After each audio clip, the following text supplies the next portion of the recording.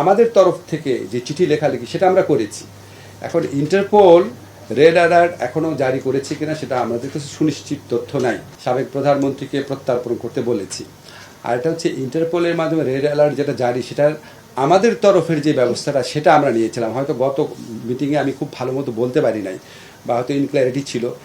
আমাদের তরফ থেকে যে চিঠি লেখালেখি সেটা আমরা করেছি। এখন ইন্টারপোল রেড অ্যালার্ট এখনও জারি করেছে কিনা সেটা আমাদের কাছে সুনিশ্চিত তথ্য নাই।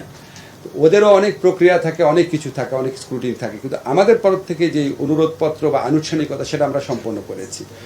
এখন আমরা বিচার কাজ শুরু হলে অন্যান্যদের, বিশেষ করে আইসিটির বিচার কাজ শেষ হলে তো সাথে সাথেই ইভেন বিচার কার্য চলাকালীন সময় যদি কখনো আদালত মনে করে যে তাদের এক্সট্রাডিশন প্রয়োজন, সেরকম কোনো আমাদের কাছে মেসেজ আসলে প্রসিকিউটর অফিসের মাধ্যমে সাথে সাথে এক্সট্রাডিশন চাওয়া হবে।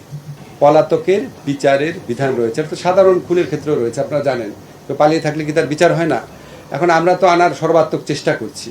এখন ভারতের যে মনোভঙ্গি, এটা দেখে মনে হচ্ছে তারা এটা নানান অজুহাতে তারা এটাকে নাকচ করার চেষ্টা করবে, এবং বরং তারা শেখ হাসিনাকে আশ্রয় দিয়ে তাকে অবাধে বাংলাদেশ সম্পর্কে উৎসাহমূলক, উস্কানিমূলক, বিভ্রান্তিকর কথাবার্তা বলতে দিয়ে তারা বরং বাংলাদেশে অস্থিতিশীলতা তৈরির যে প্রচেষ্টা করছে, তাতে আমাদের কাছে মনে হয় না এই আইনটা গুড ফেইথে বা সরল বিশ্বাসে এই আইনটা প্রতিপালন করার ইচ্ছা তাদের রয়েছে।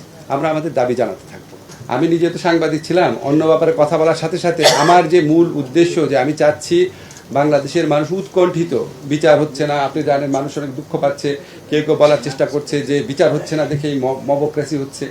আমার মনে হচ্ছে এই সময় আপনাদের তথ্যটা জানানো প্রয়োজন, কারণ যেই তদন্তকারীরা, যেই প্রসিকিউশন টিম দিনরাত কাজ করে, আমাকে তাজুল যদি প্রত্যেক দিন আপনাদের ব্রিফ করে, প্রত্যেক দিন আপনারা খবর বানাতে পারবেন, এত কাজ করছে।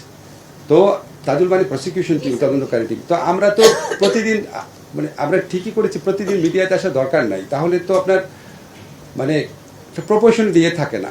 এখন আমি যদি এটা আমি জানি, আমি তো সাংবাদিক, তো জানি তো আপনাদের, আমি অন্য একটা ব্যাপারে প্রশ্ন করা মাত্র দেখা যাবে হেডিং হয়েছে সেটা, এই তথ্যগুলা জানান, ঠিক আছে? ডেভিল হান্টের ব্যাপারে যিনি অভিযান পরিচালনা, ডেভিল হান্টের ব্যাপারে যিনি অভিযান পরিচালনা করছেন, আমাদের স্বরাষ্ট্রমন্ত্রীকে জিজ্ঞেস করেন, উনি বলতে পারেন।